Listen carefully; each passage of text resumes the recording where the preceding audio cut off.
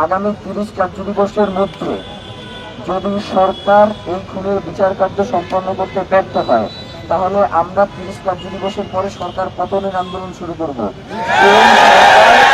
যেই সরকার ওসমান হাদির খুনি, এই খুনের সাথে যারা সম্পৃক্ত, তাদেরকে গ্রেফতার আদৌ কোনো সন্ধান পর্যন্ত দিতে ব্যর্থ হইতেছে, সেই সরকারের তো ক্ষমতায় থাকবার কোনো প্রয়োজন নাই। ইনকিলাব মঞ্চের মুখপাত্র শহীদ শরীফ ওসমান হাদি হত্যাকাণ্ডের বিচার না হওয়া পর্যন্ত রাজপথে আন্দোলন অব্যাহত রাখার ঘোষণা দিয়েছেন ইনকিলাব মঞ্চ। একই সঙ্গে আগামী 7 জানুয়ারির পর সরকার পতনের আন্দোলনে যাওয়ার হুঁশিয়ারি দিয়েছেন সংগঠনটির সদস্য সচিব আব্দুল্লাহ আল জাবের।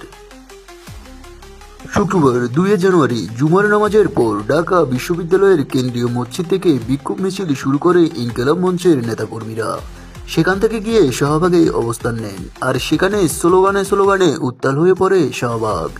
সেখানে আব্দুল্লাহ আল জাবের এই হুঁশিয়ারি দেন। তারা এর বিচার প্রক্রিয়া সম্পর্কে কতদূর আগাইছে, সেইটা সম্পর্কে তারা জনগণকে এখন পর্যন্ত বার্তা দিতে পারতেছে না।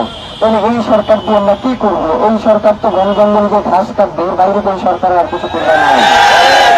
আমরা যেটা বলি সেটা হচ্ছে, আমাদেরকে বিভিন্ন ভাবে উল্লেখ করা হয় যে এই সরকারটা আপনাদের সরকার, এই সরকারের টিকিয়ে রাখার দায়িত্ব আমাদের।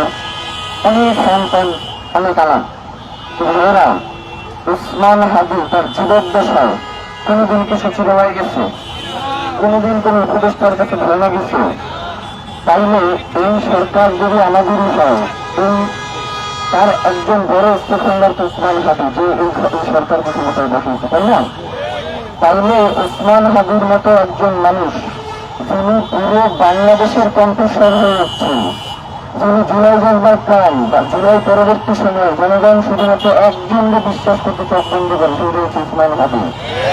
সেই ওসমান হাদিকে গুলি করে হত্যা করা হয়েছে, কিন্তু অন্তর্বর্তীকালীন সরকারের বিভিন্ন উপদেষ্টারা এসে, বিভিন্ন ধরনের উপদেষ্টারা এসে তারা হচ্ছে হাসি তামাশা দেখতেছে ঘটনারা নিয়ে। আপনারা তো বিডি ব্রেকিং নিউজ।